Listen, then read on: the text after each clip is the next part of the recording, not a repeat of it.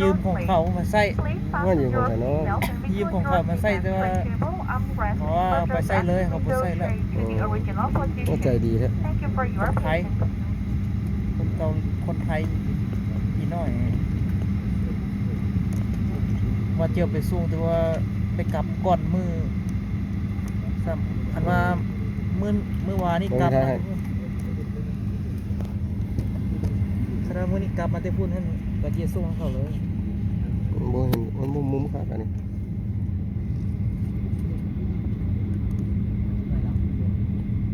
มันได้หลังขึ้น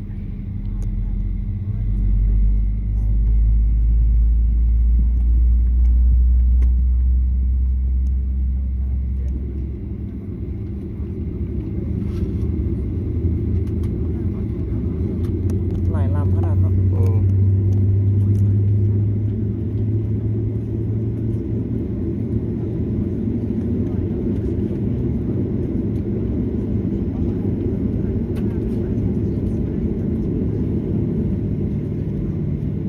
ใส่รถอันนั้นยุ่งเตี้ย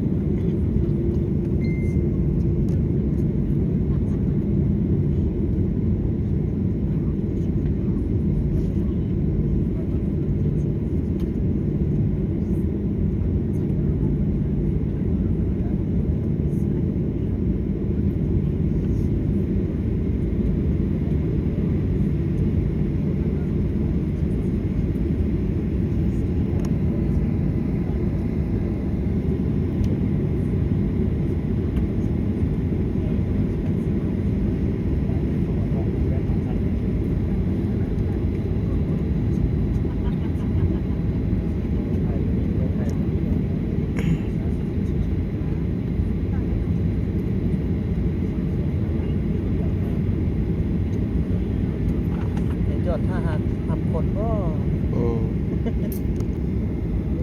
จอดคิงสู่รถอยู่เนี่ย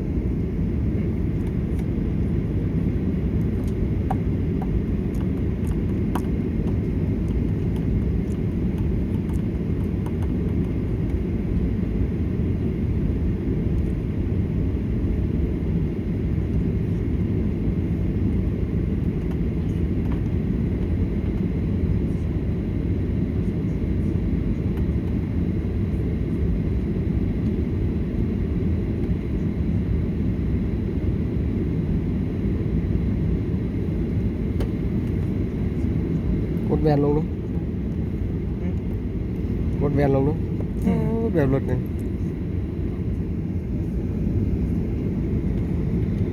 คือนานขึ้นแล้วเดี๋ยวนี้เอาแล้ว รถคันยุ่งพี่ฮะ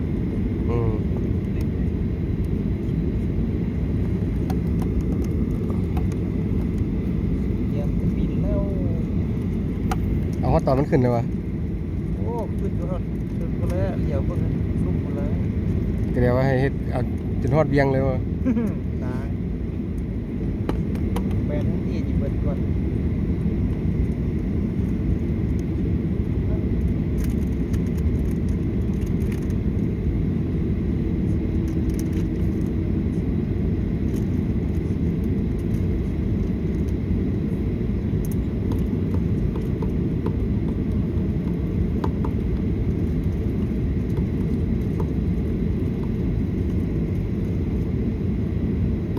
เป็น10นาทีมันนี่ส่ง ประมาณนั้นนะ โบอยู่นี่โบอยู่พวก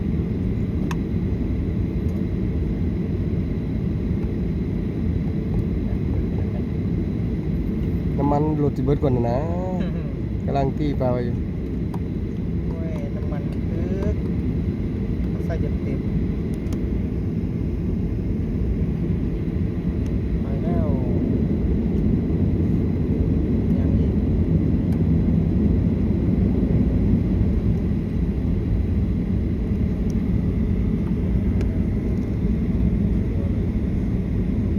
ไปแล้วเริ่มไปแล้ว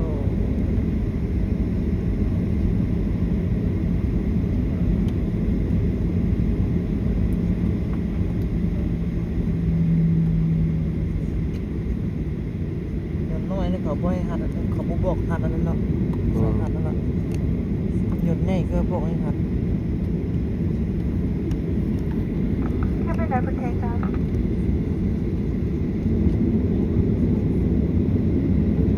선인장은 안전한 야간 이륙전 준비 절차 후 잠시 후 비닐 조명을 어둡게 조절하겠습니다. 계속해서 독서를 하실 손님들께서는 개별적인 독서 등을 이용해 주시기 바랍니다. Dear passengers, cabin lights will be dimmed for takeoff. Please turn the daylight window from all of you.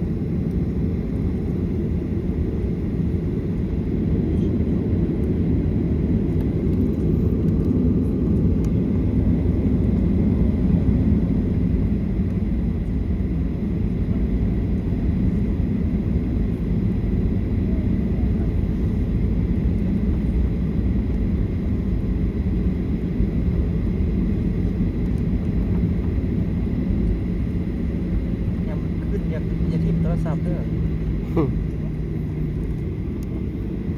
ปูนี่อันต้นขึ้นอั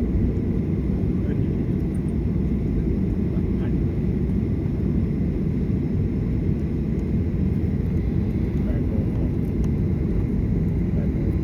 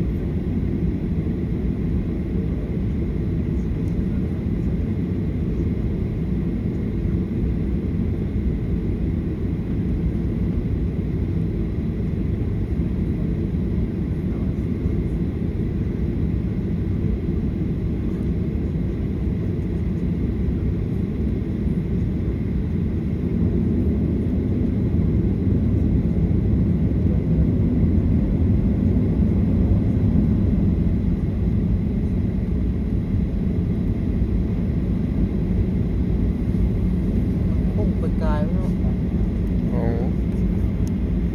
เพราะปานดินขึ้นเทิงแล้วเนาะ ก็คือปากกาเอามาหั่นเพราะฉะนั้นไม่ได้พุ่งไกล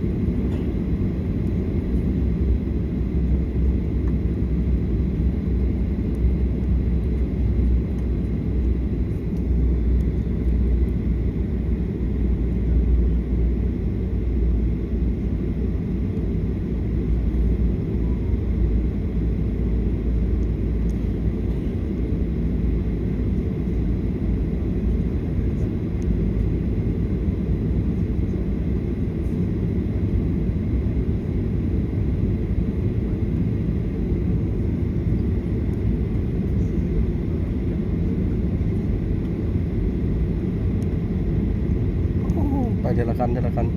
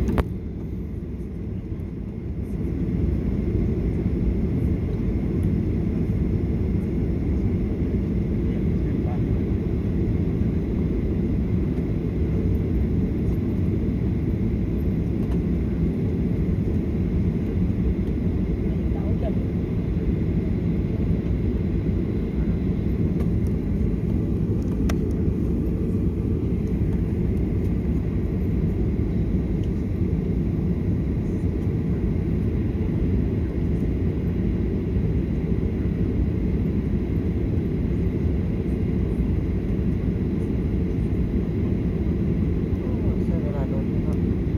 อืม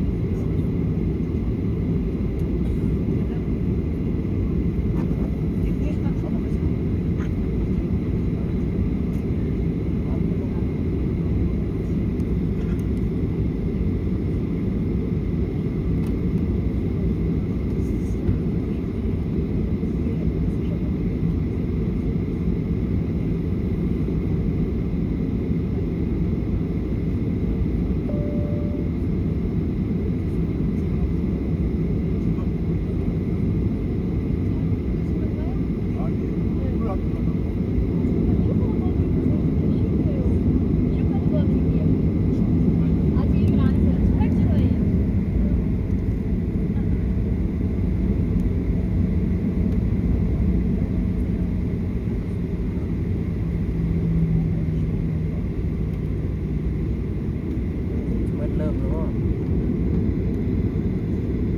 หรือว่ายังจิโค้งอยู่อ่ะ โค้งอยู่กันนะ จิโค้งอีก อืม โอ้โค้งโดน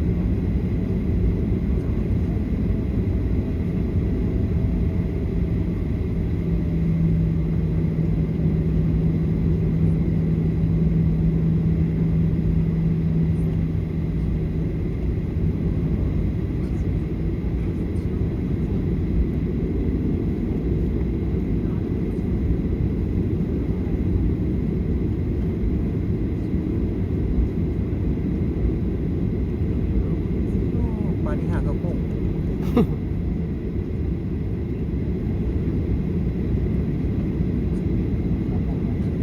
โค้งหลายเทือกเนาะ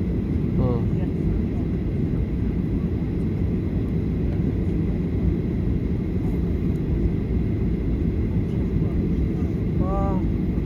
2 คันนำหลังล่ะ เออ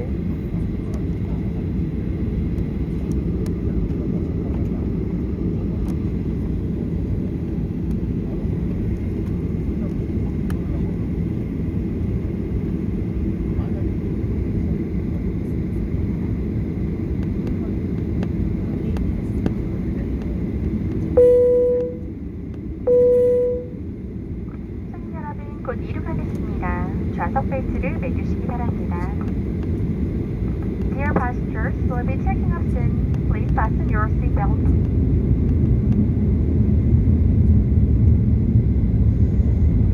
มาเรื่องมาตรงนี้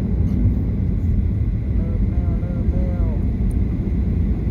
บ่งามแล้วมันคือกังเวียนงามอยู่เนี่ยมันแสงสีบ่หลาย เวทพักก่อนแล้วเมื่อคืนพักก่อน โอ้กังเวียนแล้วเนาะกังเวียนมันงาม แต่คันขี่เมื่อขี่ทางไกลเฮามากลางคืนนอนด้วยน้ำตื่นเช้ามาแจ้งฮอดเลยแม่นบ่ เออ คันขี่ทางใกล้นี่จะกลางเว้นเลย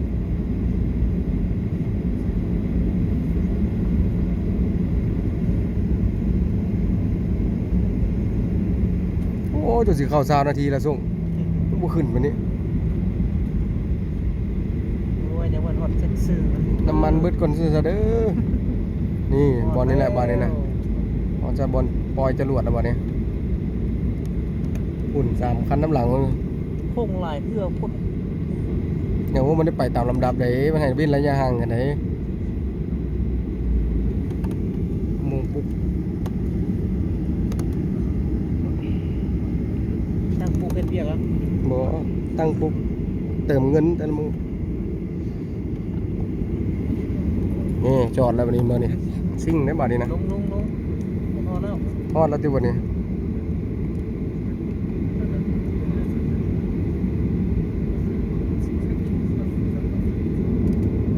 นี่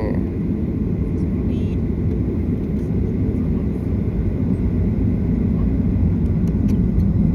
เริ่มแล้วยับตัว ติดเทอร์โบแล้วติด